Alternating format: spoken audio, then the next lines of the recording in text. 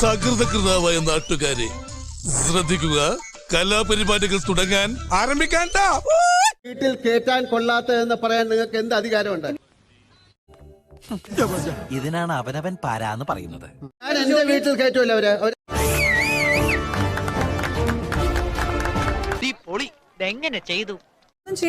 ഈ ഷോയില് ഇനി ഇവരെ കൊണ്ടുപോകാൻ പാടില്ല, അല്ലെങ്കിൽ ഇങ്ങനത്തെ ഷോ ചെയ്യാൻ പാടില്ല.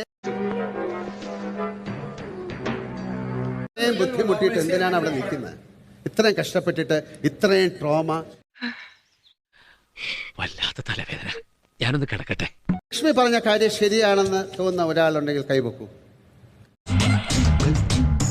അല്ലട്ടപ്പ ലക്ഷ്മി ഉള്ള കാരണം ലക്ഷ്മിയുടെ മക്കൾ ഇപ്പൊ ഇത് കാണല്ലേ?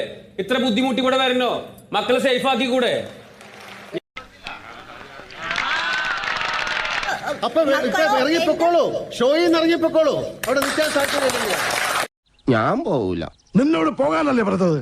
ഞാൻ പോവൂലെന്നാലും ഞാൻ ആദ്യമേ നിങ്ങളുടെ സൗകര്യത്തിന് ജീവിക്കാൻ മറ്റൊരാളെ നിങ്ങൾ പ്രേരിപ്പിക്കരുത്. 100% ഞാൻ യോജിക്കുന്നു. എന്നെ കൊല്ലാതിരിക്കാൻ പറ്റുമോ? മറ്റുള്ളവർക്ക് ആർക്കും ഒരു പ്രശ്നമല്ല, നിങ്ങൾക്ക് മാത്രം എന്താണ് ഇത്ര പ്രശ്നം?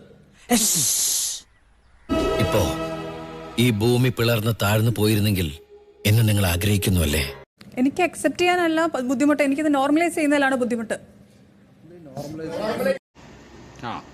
എങ്ങനെ ഇരിക്കണം? ഇത് എങ്ങനെയാണോ പറഞ്ഞു മനസ്സിലാക്കാൻ?